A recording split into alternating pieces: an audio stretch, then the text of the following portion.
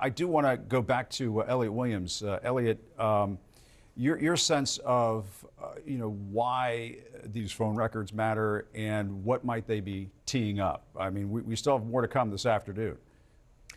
Without question, it's setting the stage for Michael Cohen. It's, again, you need both the documents, which can't be cross-examined, and the witness who can. And they are establishing a record for which conversations happened, which text messages might have been sent, and then you'll have Cohen or someone else say what exactly was behind them. Yeah, it's going to be a big moment, Dana, when Michael Cohen goes into that courtroom. Moments. I feel like that's going to be no question about it. I'm not sure. David, I don't know about, you were saying earlier that Trump's going to be able to hold it all in. I'm not so sure about that when Michael Cohen is there face to face. Listen, I got to go. So Jim, I think the bigger question is can Michael Cohen hold it in, right? I mean, Michael Cohen is not necessarily the most disciplined witness, and I think let's see what his antics hold. I think he may do more harm for the prosecution than good. We are, I don't know, almost 2 hours into the court, at least from the outside in, starting again today. Ellie, bring us up to speed about what we've seen so far. So every trial has its ebbs and flows. I guess now we're in an ebb of sorts, but an important ebb. This is really important stuff. What we've seen so far this morning is really they're trying to build a foundation for Michael Cohen. They're building up to Monday, and they're putting subtle but important pieces in place. For example, we just saw 2 witnesses from AT&T and Verizon phone records. But those phone records will surely support some of the things Michael Cohen says. For example, I'm sure he'll be asked how often was Donald Trump in touch with Alan Weisselberg. I'm sure he'll say all the time. I'm sure the phone records will support him on that. So these types of building blocks are really important. There's also an interesting debate happening right now about whether the prosecutors can introduce evidence of Donald Trump back in 1999 talking to Larry King about his views on campaign finance laws. And we all know Donald Trump has said several times, including in connection to the 2016 election, I'm the world's foremost expert on campaign finance laws. But this goes to one of the key theories of the case, that the reason they falsified those hush money payments was to evade and to violate campaign finance laws. They need to show some sort of knowledge on Trump's end. So we're building up to Michael Cohen. It may seem dry, but it's really important. It's all going to come back into focus on Monday. Yeah, it's the bricks that Andy McCabe was talking about the other day. And just to kind of bring us back to what's happening right now in New York, the objection that you were talking about to bringing this clip from CNN from way back in the day is the Trump defense says that it's not relevant with respect to his state of mind in 2016 and 2017. We're talking about almost a decade later. Let's use 2 important legal definitions here that should be in everyone's head or in every first-year law student's head. Number 1, relevance. This idea that any evidence that is introduced in trial ought to make a fact more or less likely to be true that is central to the case, right? And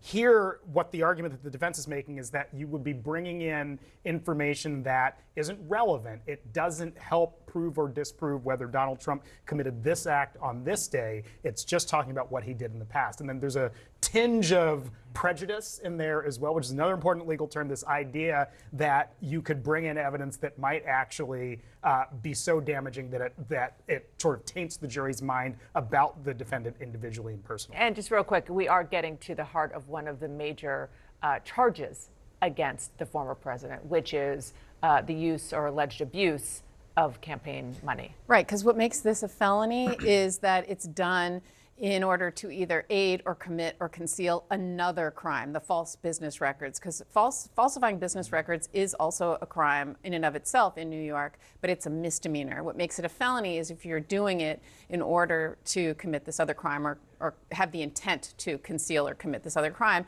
And the prosecution alleges 3 theories of crimes that Donald Trump is alleged to have intended to cause, tax evasion and federal and state election laws. Okay, Casey, welcome back. Thank you. You have been, I'm sure, watching every detail of this in between your very long show this morning and coming back now. I couldn't. What's your takeaway, particularly as we wait for this break to be over, from Trump's former assistant when he was in the White House? Yeah, I mean, look, I thought it was really interesting, the texture that she brought to it in terms of her being relatively sympathetic to Trump, right?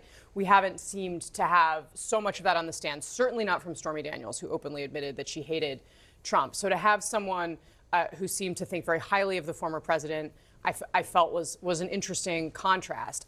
I do think that what I'm most interested in is how we're going to feel as the big picture starts to come together here, because we were very caught up in every moment, hanging on every word of what was going on with Stormy Daniels, and the kind of whiplash between that and now what we're seeing in terms of Verizon records going into the record, these sort of very mundane details that in all likelihood are probably more important to the actual outcome of the case, or could be more important to the outcome of the case.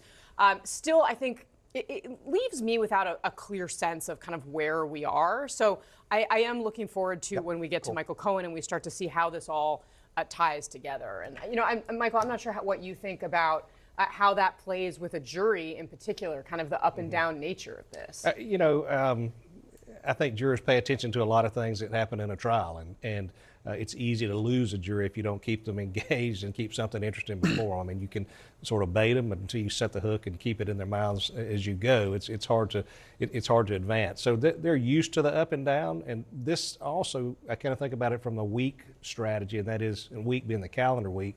The prosecution could not want to end on something where they could be attacked. They couldn't end on a vulnerable witness this week. They couldn't end on somebody with credibility issues this week.